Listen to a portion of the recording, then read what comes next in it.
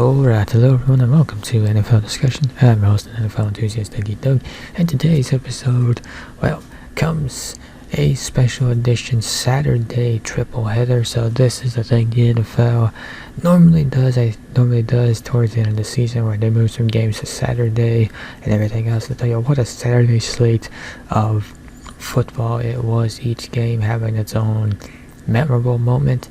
And and I know next week I think is Christmas Eve, so there's gonna be some games on Saturday and then some games on Christmas as well too. So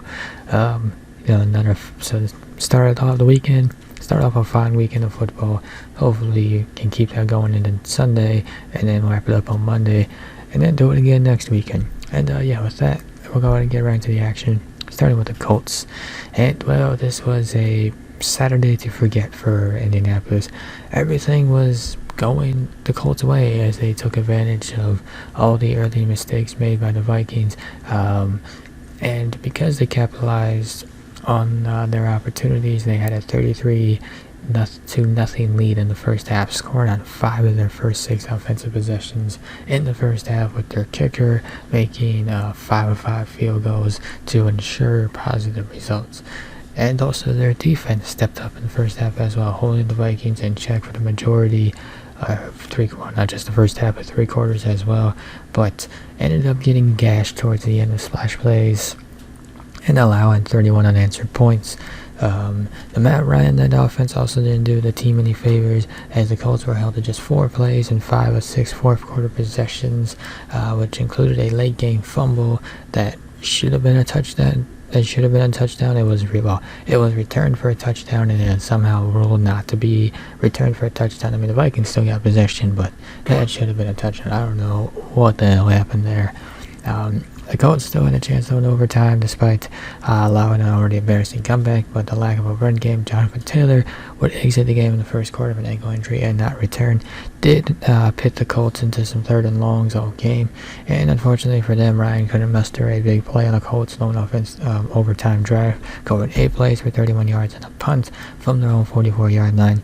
Forcing a tie was probably the desired result for the Colts, as the Vikings took over their own 18 with 1 timeout and 1:41 left to play, but a loss seemed inevitable, and so does the fate of interim coach Jeff Saturday, and lose they would. It's gonna be loud for the Colts, and in a way I do feel bad for them, because this is a game that you had won and then somehow you let it slip away. But I think it's also a reminder too that this is not a good football team. So the fact that they had such a lead was impressive, but the fact that they blew it, to me, not that surprising. They showed what this team could be, but they still have ways to go before being the kind of team that could close out a game like this.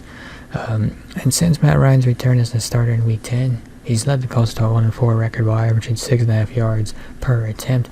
It wouldn't be surprising if the Colts want to use Week 16 to get another look at Sam Ellinger, although given the look you had on him before, I would understand if you'd rather make the switch to Nick Foles. Vikings, they clinched the NFC North with the biggest comeback in NFL history. So Minnesota would orchestrate another miracle on Saturday, overcoming a 33-point deficit and winning in overtime for what now stands as the largest comeback in NFL history. And during the second half, down 33-0, all hope seemed lost for a Vikings team that had handed the Colts opportunities which they would use to score, said 33 points. But Minnesota's defense stepped up in a big way and held the Colts to 3 points and 102 total yards in the second half. And the offense also stepped up as well, and they answered and they responded to their defense's efforts by rattling off 3 consecutive touchdown drives, starting with 8 minutes and 26 seconds left in the third quarter, clawing their way back in the game despite turning the ball over twice, interception, and also turnover on downs in the fourth quarter. And they were able to put the game into overtime thanks to Dalvin Cook and his incredible effort on a 64-yard touchdown, and J.J. Hawkinson catching a 2-point conversion. The Vikings scored 22 points in the final frame to get the game into overtime, but even there, the craziness would continue, which is pretty fitting, as the Vikings got the ball first, punted it away at midfield, but the Colts well, they weren't able to capitalize and got stopped by the Vikings defense. Kirk Cousins would then drive down the field, hit Justin Jefferson for a crucial 13-yard gain to get Greg Joseph into the field goal range. Joseph would then boot the field goal to complete the epic comeback and clinch NFC North title in the most dramatic way possible for the Vikings. And if you watch the Vikings all season, you know that their games are usually nothing short of dramatic. And while this team does play dangerous, while they do live dangerous, ultimately they know how to win. They know how to close out games. Now, I will admit this was kind of new territory for them. I've never really seen this team go down that bad and then try to make a rally. Although I saw some signs of it against Detroit. They weren't down against Detroit and they tried to rally but came up short. But you look at the games they had against the Eagles and the Cowboys, they were down bad and they stayed down bad. They could not get back up. But maybe this Vikings team learned something new, which is how to rally when you're down bad, which, if that's something they can do in the playoffs, I'm not saying they're a Super Bowl team. I'm just saying that possibly the Vikings could be dangerous in the playoffs. Possibly. Ravens. So multiple miscues would ultimately derail the Ravens' day. You had a missed field goal, 2 turnovers on downs, 1 in the red zone, a red zone interception, and a blocked field goal that contributed to a negative game environment. The Ravens simply just did not have the means on offense to overcome.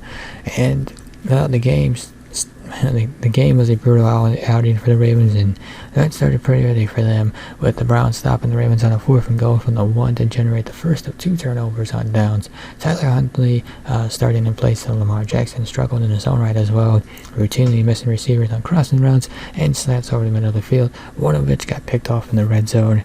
The Ravens are surely hoping to have Lamar Jackson back in time to hold on to their playoff bid. I don't think they're going to keep the division. I think Cincinnati is going to close out the division, but they're still in position to get a playoff spot, but they need their guy back. Justin Tucker, their kicker as well, he had some uncharacteristic struggles in this game, finishing the game 1 of 3 on his for kicking. Now, lots of kickers do have bad days, but that's really been the case for the Ravens with their usually automatic kicker, but I guess today just was not his day. I expect him to be fine, but it's still noteworthy too when one of the best kickers in NFL history has a bad day. As for the Browns, Deshaun Watson came into Saturday's divisional matchup still looking for a strong performance after having some struggles in his first 2 games, and not only did he have a better performance, but he also got the win with a solid showing in his first home game in Cleveland, finishing 18-28, passing for 161 yards, totaling a 91.5 passer rating, if that means anything to stats people. Or it means anything to anybody. Doesn't mean anything to me, but the stats people it probably does. Anyway, Watson's night started off a bit streaky. First 4 drives alternating between 3 and outs and field goals. But when Watson found the rhythm, however, he made some great throws and he moved in the pocket. There were still some issues, which to be expected. This is only his 3rd game back. And he was unable to get into the end zone in the first half, but he would get there in the 3rd quarter, taking advantage of an interception to put together a 76-yard drive that included a 4th down conversion and ended with a 3-yard pass to Donovan Peoples-Jones for Watson's first touchdown in Cleveland. That would be the only touchdown of the game, but hey, for the Browns, I guess better than the Ravens. Watson has provided modest at best stats since returning to action following the suspension, but nonetheless, this marked a significant improvement on his play as he continues to get acclimated in the Browns offense and acclimated to NFL action.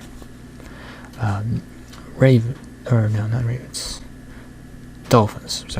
After a back and forth first half, Tua led the Dolphins, storming back to open the 3rd quarter with 13 unanswered points in the frame. The Dolphins would take a 9-point lead on a field goal to open the 4th before Dawson Knox and Josh Allen would tie the game at 29 with 9 minutes to play. Tua came up short on the subsequent possession, giving the ball back to Josh Allen and the Bills with just over 5 minutes remaining. The Bills would then march down the field drain the clock and set up a 25-yard game-winning field goal as time expired. And what started off as no snow and ended up in heavy snowfall. Now the aggressive Bills secondary held Tua to two primary short yardage gains through the air, but Jalen Waddle broke free for a 67-yard strike early in the third quarter for the longest gain of the game. The 8-6 Dolphins have fallen all the way from the 2 seed in the AFC over the previous 3 weeks, and now find themselves in the 6th seed with just 3 weeks remaining in the season. I still like the Dolphins as a playoff team, and unfortunately this is a tough loss here, but I think still close out the season, I think they'll be just fine. I thought this was a nice bounce back game for Tua after he kind of struggled the past couple weeks. Bills. Josh Allen and the Bills came out firing in the first half, scoring 3 times through the air. The Bills would struggle a bit to start the second half, being blanked by the Dolphins in the third quarter before roaring back in the final frame to snatch victory away from the Dolphins. Arguably the top play from the dynamic quarterback was a 44-yard carry in the fourth quarter that would eventually lead to his 4th touchdown pass of the game, which he would cap off of a successful 2-point conversion to tie the game, putting his body on the line. You love to see it, but you don't love to see it too frequently, so Josh don't get too many bright ideas with that one. Allen then led the defining drive, game-winning drive, with just over 5 minutes remaining, which, as I said, ended with that field goal that put it away. And with this win, Buffalo now has guaranteed a playoff spot, so they join the Kansas City Chiefs, and being one of 2 teams to have a spot in the playoffs. Now for Buffalo, they still got some work to do to lock down the division and the number 1 seed. And honestly, I think Buffalo, they do got the division. I don't know when they can officially clinch it, but I think it's a matter of when and not if. And as for the number 1 seed, well, they just got to stay ahead of the Chiefs. They have that tiebreaker, and if they can do just that, which I think it's likely that they can, hey, division is theirs for the taking. I think the Chiefs play the Texans. Not saying that's an easy win, but it's a game the Chiefs are likely to win. So the Chiefs, and if they do, they keep pace with them too. So Buffalo's not got their work cut off for them. But this was a great game from Buffalo here in the snow and everything else. And with that, we're going to wrap up this episode of NFL Discussion. If you enjoyed this episode, be sure to hit that like button down below.